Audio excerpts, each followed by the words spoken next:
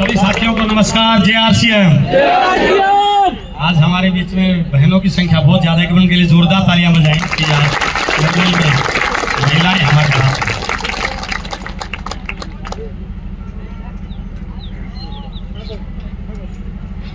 Thank you sir, thank you very much. हमारे बीच में सभी हमारे मेहमान, चीफ गेस्ट, हम सबका उनका स्वागत करते हैं। एक बार जोरदार तालियां से आप सबका स्वागत करते हैं।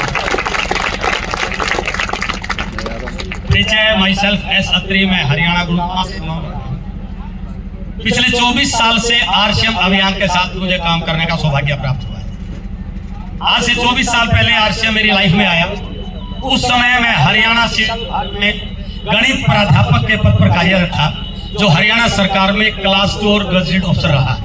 उसके साथ साथ मैं अपने शहर में एक बहुत बड़ा मैथ्स का कोचिंग इंस्टीट्यूट चलाता था। आरसीएम मेरी जिंदगी में आया। जब मैंने आरसीएम के उद्देश्यों को देखा, जब मैंने टीसी छाबड़ा जी के भारत के प्रति उस समर्पण को और नए भारत के निर्माण के जुनून को देखा, तो मैंने अपने उस काम को छोड़ करके आरसीएम को अपनाने का निर्णय ले लिया सर। और मैं पूरी तरह से समर्पित हो गया आरसीएम के अंदर, क्योंकि मुझे लगने लग गया कि यदि मैं आरसीएम के माध्यम से अपने देश के लिए कुछ कर पाऊं तो शायद मैं अपने जीवन में अपने जीवन को सफल कर पाऊंगा। तो मैंने पूरी तरह से आरसीएम को अपने आप को समर्पित कर दिया। हम 24 साल से आरसीएम के साथ। मैं थोड़ा सा बता रहा हूँ, अभी जो संतोष चौहान जी बता रहे थे, आज से 24 साल पहले आरसीएम की शुरुआत हुई एक प्रोडक्ट के साथ, एक डिलीवरी सेंटर के साथ और एक भीलवाड़ा शहर से। आज यह आरसीएम का मिशन पूरे भारत में जा चुका है। हमारे बहुत सारे सेंटर्स हैं, हमारे पास 400 से ज्यादा प्रोडक्ट हैं, 20 लाख से ज्यादा एक्टिव डिस्ट्रीब्यूटर्स हैं, जो आरसीएम को अपने स्वास्थ्य को ठीक करने के साथ साथ, भारत को स्वस्थ बनाने के साथ साथ अपनी आजीविका के लिए भी आरसीएम में काम कर रहे हैं। इस साल 16 सितंबर से हमने आरसीएम की एक रूपांतरण यात्रा की शुरुआत की।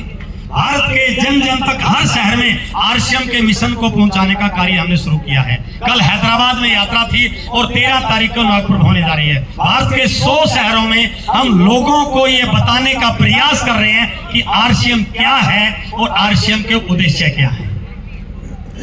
बहुत लकी हैं आप लोग कि तेलंगाना में 2 शहरों को रूपांतरण यात्रा के रूप में चुना गया है। कल सेलिब्रेशन हैदराबाद में था और आज दूसरे जो पड़ाव है वो आपके निर्मल शहर में है। आप इशारे को समझिए सर, ये क्या इशारा दे रहा है। एक छोटी सी कहानी मैं आपको बताना चाह रहा हूँ। एक बार एक गांव में बाढ़ आ गई और जब बाढ़ आई, पानी बहुत तेज स्पीड से बढ़ रहा था, तो उस शहर के जो जानकार लोग थे, जो बड़े लोग थे, जो प्रशासन था, उन्होंने शहर में बुनियादी करवाई कि पानी बढ़ रहा है, आप अपने अपने घरों से निकल करके सुरक्षित स्थान पर चले जाइए। और बहुत सारे लोग सुरक्षित स्थान पर पहुंच गए। बट एक व्यक्ति उस गांव में जो भगवान का बहुत बड़ा भक्त था, वो नहीं गया। उसने कहा मुझे तो भगवान बचाने के लिए आएंगे। पानी का स्तर और बढ़ा तो बुनियादी कराई गई कि जो व्यक्ति नहीं जा पाए हैं, हम उनको लेने के लिए नाव लेके आए हैं। तो जो साथी बच गए हैं वो नाव में बैठिए और अपने आप को सुरक्षित जगह ले जाइए। तो जो बचे हुए लोग थे वो नाव में बैठे और सुरक्षित स्थान पर पहुंच गए। पानी और बढ़ गया, बहुत सारे लोग अपने मकान की छत पर चढ़ गए। तब प्रशासन ने बोला कि अब भी कुछ लोग बचे हुए हैं यहाँ पर, तो हम आपसे निवेदन करते हैं कि अब हमने आपके लिए हेलीकॉप्टर भेजा है, आप हेलीकॉप्टर में इस रस्सी को पकड़िए और हम आपको सुरक्षित स्थान तक ले जाएंगे। सारे के सारे लोग सुरक्षित स्थान तक पहुंच गए। बट वो जो भगवान का भक्त था वो नहीं गया कि नहीं मैं नहीं जाऊंगा, क्योंकि मैं तो भगवान की पूजा करता हूं और भगवान मुझे बचाने के लिए आएंगे। थोड़ी देर के बाद पानी इतने ज्यादा बढ़ गया कि वो मकान के ऊपर भी चढ़ गया पानी, और वो व्यक्ति पानी में डूबकर मर गया। और जब मर गया तो कहते हैं कि वो भगवान के पास गया और जाते ही उन्हें भगवान को जो कुछ कहना था पूरे गुस्से में कि मैंने जिंदगी भर आपकी सेवा की, जिंदगी भर पूजा की, मेरे से बड़ा कोई भक्त नहीं था, और आपने मुझे सिला दिया कि मुझे पानी में डुबोकर मारा, आप मुझे बचाने के लिए नहीं आए। तो जितना भी वो बोल रहा था भगवान सुन रहे थे। और जब उसकी भड़ास निकली तब भगवान ने कहा, अरे भले आदमी, जब तेरे शहर में बुनियादी करवाई गई तो बुनियादी करवाने के लिए कौन आया था? मैं ही तो आया था, लेकिन तूने ध्यान नहीं दिया। उसके बाद भी तो नहीं गया, उसके बाद मैं नौका लेकर आया, तूने तब भी ध्यान नहीं दिया, और उसके बाद तो मैं हवाई जहाज, मैं हेलीकॉप्टर लेके आया, तब भी तूने ध्यान नहीं दिया। मेरी गलती बता क्या? मैं तो बार बार तेरे पास आया, अब तू ही नहीं समझ पाया तो मेरी गलती। तो तेलंगाना वाले, निर्मल वाले समझिए कि हम पहले बस में बैठ के आए, फिर मोटरसाइकिल पे आए, फिर कार में आए, आज रथ लेके आपके बीच में आए हैं साहब। अब समझिए ये क्या इशारा हो रहा है। 25 साल पहले जो आरसीएम शुरू हुआ था, 2025 से एक नया आरसीएम शुरू होने जा रहा है, एक नया आरसीएम शुरू हो रहा है, और नए आरसीएम में कुछ बड़े उद्देश्य हैं, जिसमें पहला है भारत के हर घर से बीमारी को निकालना, हर व्यक्ति को स्वास्थ्य देना। और मैं दावे से कहता हूं, आज हमारे बीच में डॉक्टर मैडम आई थी, पूरे इंडिया में बहुत सारे डॉक्टर इस मिशन में बिल्कुल सक्रिय भूमिका निभा रहे हैं, क्योंकि उनको पता चल चुका है कि दवाई बीमारी का सलूशन नहीं है। दवाई बीमारी के सिम्टम तो खत्म कर सकता है, लेकिन दवाई किसी व्यक्ति को पूरी तरह से लाइलाज बीमारी से खत्म नहीं कर सकता। तो इसलिए दवाई ली जा रही है। बट हम उन लोगों को बोलते हैं कि यदि आप अपने घर की किचन से उस बाजार का मिलावट वाला सामान खत्म कर दो, तो आपको दवाई लेने की जरूरत नहीं है, आरसीएम ही आपके घर से बीमारी को दूर कर देगा। और इस मुहिम में हमारे बहुत सारे सामाजिक कार्यकर्ता, बहुत सारे डॉक्टर, बड़ी बड़ी संस्थाएं हमारे साथ कंधे से कंधा मिलाकर काम कर रही हैं। Right sir. दूसरा हमारा है स्वावलंबन। आज भारत में बेरोजगारी बहुत स्पीड से बढ़ रही है।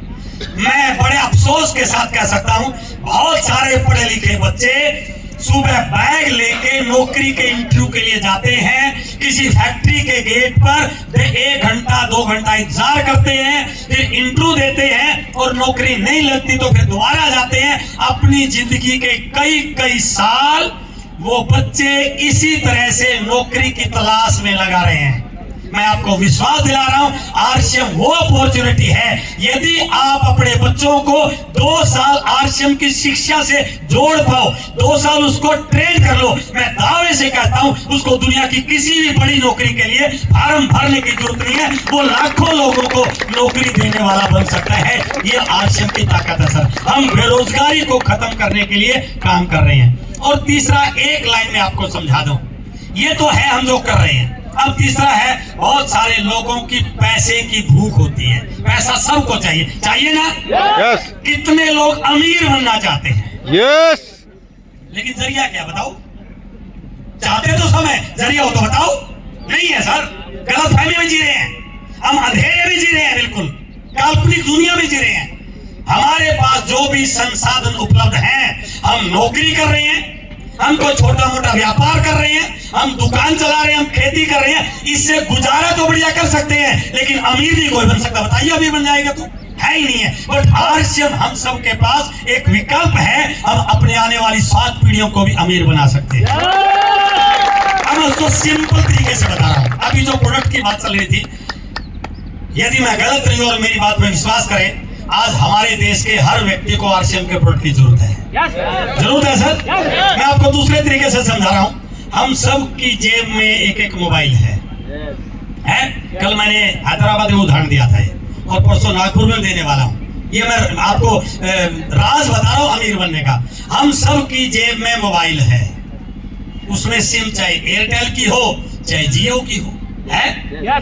हमारी जेब में मोबाइल आया, जियो ने हमारी जेब पे कब्जा किया। जियो अमीर बना कि नहीं बना सर? बना।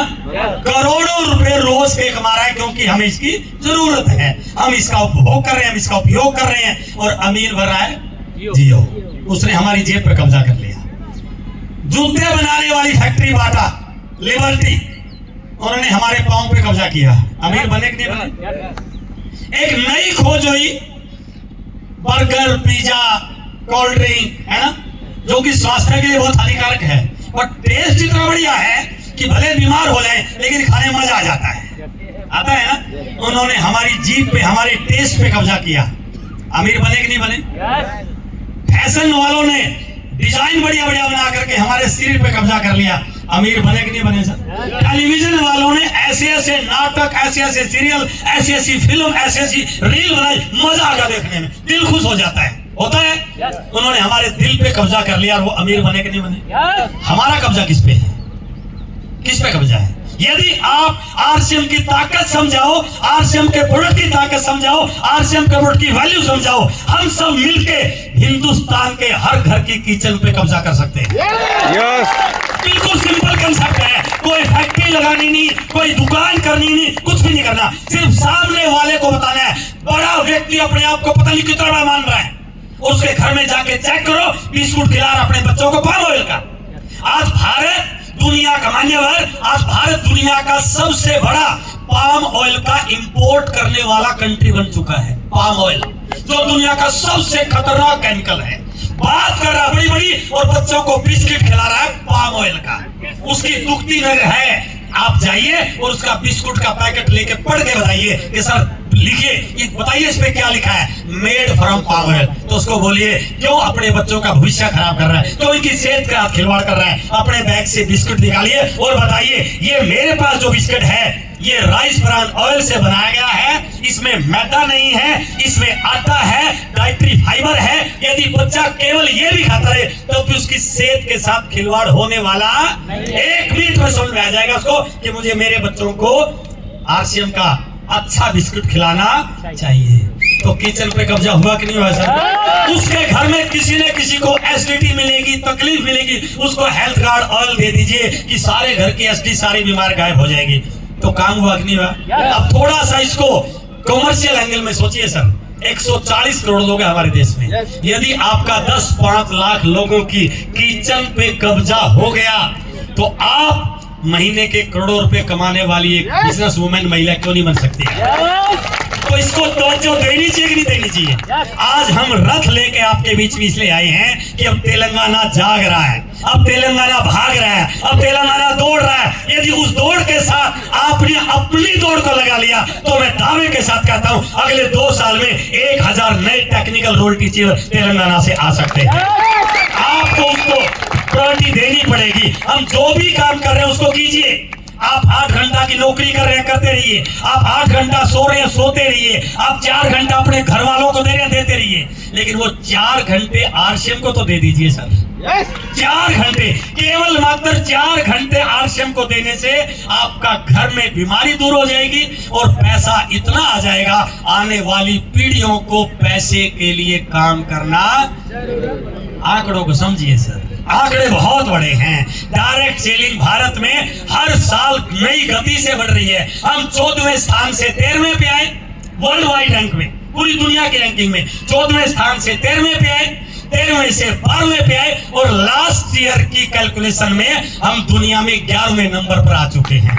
ये इशारा कर रहा है कि भारत में ये इंडस्ट्री बहुत स्पीड से बढ़ रही है और यदि हमने अपनी स्पीड को उस स्पीड के साथ मैच नहीं किया तो आने वाले 10-15 साल के बाद भारत दुनिया में नंबर 1 रैंक पे तो होगा, लेकिन हम कहां पर होंगे इसका फैसला कोई और नहीं कर सकता। इसका फैसला हमको करने की जरूरत है। चाहते हैं आप ऐसा? हमारे बीच में, आपके बीच में एक लड़का है साईनाथ चिंतलवर, आइए इधर।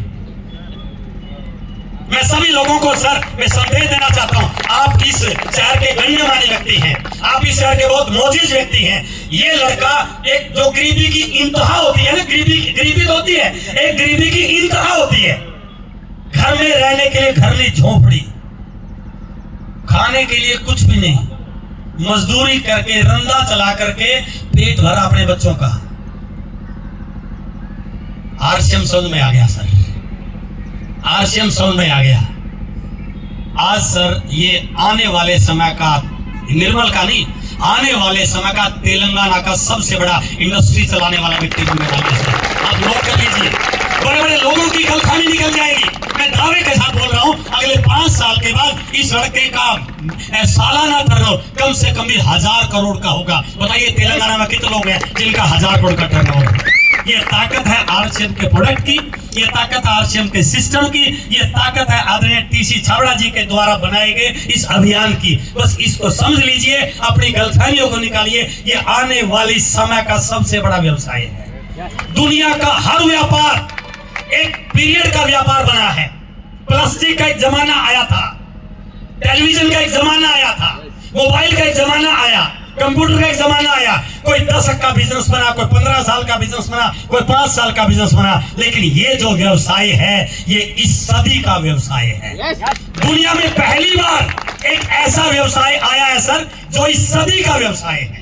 ये 10 का नहीं है, ये 15 साल का नहीं है, ये इस सदी का व्यवसाय है। इस सदी के व्यवसाय को समझिए, इस पे ताकत लगाइए, अपने काम को बड़ा कीजिए, घर घर तक जाइए, कुछ भी अगला नहीं करेगा। यदि उसके घर से बीमारी को दूर कर दी तो कम से कम हमें दुआएं तो मिलेगी कि नहीं मिलेगी? तो ये दुआएं कमाने का काम है, लोगों की दुआएं लेने का काम है, लोगों को आगे बढ़ाने का काम है। इस पे आप काम कीजिए। और हमें आज यहाँ पर मौका मिला है तेलंगाना में, निर्मल में, इस रूपांतरण यात्रा के संदेश को घर घर तक पहुंचाने का। पहुंचा सकते हैं। और आज ये कमिटमेंट कीजिए, कसम खाइए कि जब तक हर घर की किचन में आरसीएम का सामान नहीं पहुंचेगा मैं चैन से बैठने वाला नहीं हूँ। कमिटमेंट कर सकते हैं, तैयारी कर सकते हैं। उस प्रकार की तैयारियों के लिए आज हमारे बीच में हमारी न्यूट्रीचार्ज की टीम आई है। एक बार जोरदार तालियां चाहेंगे न्यूट्रिशन की टीम, न्यूट्रीचार्ज की टीम के लिए। आपको जो भी मिलना चाहिए, हमारे पास गुड डॉट वालों ने आकर के हमें ये दिखाने के लिए कि हमारा खाना कितना पौष्टिक है, कितने पोषक तत्वों से भरपूर है। हमारे गुड डॉट के स्टॉल लग चुके हैं, हम सब वहां पर उनको टेस्ट करेंगे, उसको लेंगे। और हमारे बीच में मेडिकल की टीम आई जिन्होंने, बहुत सारे साथियों ने आज ब्लड डोनेट किया है, उनके लिए जोरदार तालियां बजाइए। अब इसके ओवरऑल व्यू को तो देखिए, ये उद्देश्य केवल पैसा कमाना नहीं है, ब्लड डोनेशन, लोगों की हेल्प कर रहे हैं। और 30,000 से ज्यादा लाइव ब्लड डोनर है सर, लाइव ब्लड। रात को 12 बजे किसी को ब्लड की जरूरत पड़ जाए, पता नहीं उसका मामा, भाई, अंकल उसके लिए तैयार होगा नहीं होगा। और आरसीएम की 30,000 लोगों की टीम रात दिन तैयार रहती है। आप एक खोल तो कीजिए, रात को 10 मिनट में पहुंच जाते हो। हमने 3 लाख से ज्यादा पेड़ लगाए हैं, हम एम्बुलेंस को रास्ता देते हैं, हम महिला सशक्तिकरण पे काम करते हैं, महिला हाइजीन पे काम करते हैं, न्यूट्रिशन पे काम करते हैं। और सबसे बड़ी बीमारी है जो गरीबी, उसको हर घर से निकालने का काम करते हैं। तो हमें इस बात का गरूर होना चाहिए, हमें इस बात का घमंड होना चाहिए, हमें इस बात पे फक्र होना चाहिए। हम दुनिया के रिवॉल्यूशन लाने वाले अभियान के साथ काम कर रहे हैं। तो इस पे कभी अपने आप को कमजोर मत मानना। ठीक है, कई बार कुछ लोग काम नहीं कर रहे हैं, लगता है कि मेरा बिजनेस नहीं बढ़ रहा है, मेरी टीम नहीं बढ़ रही है, घबराने की जरूरत है। अभी तो वो लोग आए ही नहीं है जो आरसीएम में क्रांति लाने वाले हैं। अभी तो उनको समझ में नहीं आया है, अभी तो साइना जैसे लोगों को समझ में आया है। जो महीने का 50 लाख कमा रहा है, अभी आरसीएम को सबको समझ में नहीं आएगा। जिस दिन आपके तेलंगाना में महीने का 1 करोड़ कमाने वाले होंगे, उस 50 लाख वाले को तुरंत समझ आ जाएगा कि मुझे आरसीएम करना चाहिए, क्योंकि महीने का करोड़ों भी दे सकता है। उसके लिए हमें काम करने की जरूरत है। तो हमें आज पूरी हमारी जो टीम है आरसीएम की, हमारे जो मैनेजर हैं प्रवीण सर, क्या है प्रवीण सर, एक बार जोरदार तालियां प्रवीण सर के लिए होनी चाहिए, हमारी पूरी टीम के लिए होनी चाहिए, जिन्होंने रात से हमारे बीच में आई हुई है। यात्रा चल रही है, परसों को हम नागपुर में हैं। हम सबका धन्यवाद करते हैं, आप सबका बहुत बहुत स्वागत करते हैं। हमारी अब ये एक रैली निकलेगी जिसमें झंडा लेकर के हम अपनी आवाज को बुलंद करेंगे और दुनिया को मैसेज देंगे, अब तेलंगाना निर्मल जाग चुका है, अब इसको हर घर में पहुंचाने का लक्ष्य हमने ले लिया है। तैयार है उसके लिए आप? सब आए, बहुत बहुत धन्यवाद, बहुत बहुत आपका शुक्रिया। Thank you very much. Over to Keval sir.